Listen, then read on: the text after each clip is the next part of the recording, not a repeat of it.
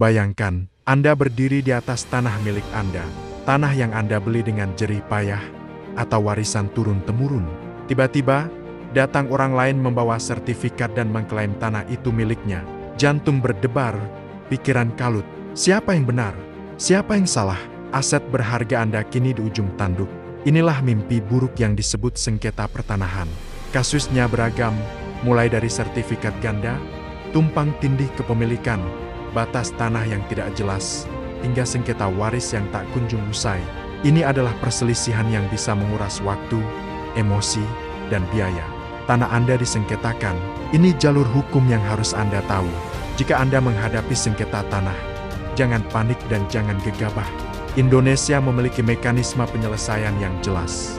Dasar hukum terbarunya adalah Peraturan Menteri Agraria dan Tata Ruang atau Kepala Badan Pertanahan Nasional Nomor 21 Tahun 2020 tentang penanganan dan penyelesaian kasus pertanahan. Menurut peraturan ini, secara garis besar ada dua jalur utama yang bisa Anda tempuh. Pertama, jalur kelembagaan atau administratif. Langkah awal Anda adalah melapor ke kantor pertanahan BPN setempat. BPN akan melakukan serangkaian proses, mulai dari pengkajian data, penelitian lapangan, hingga mediasi antara pihak-pihak yang bersengketa.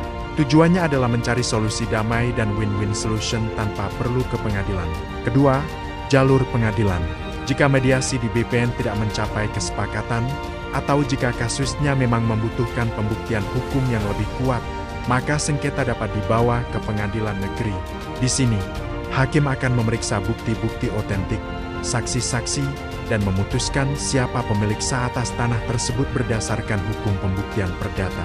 Kuncinya adalah, siapkan seluruh bukti kepemilikan Anda selengkap mungkin, mulai dari sertifikat, AJB, riwayat pembayaran PBB, hingga surat keterangan dari pejabat setempat. Setiap kasus sengketa tanah memiliki keunikannya sendiri. Kami ingin mendengar dari Anda, apakah Anda atau kerabat pernah mengalami sengketa tanah? Jalur mana yang Anda tempuh dan bagaimana hasilnya?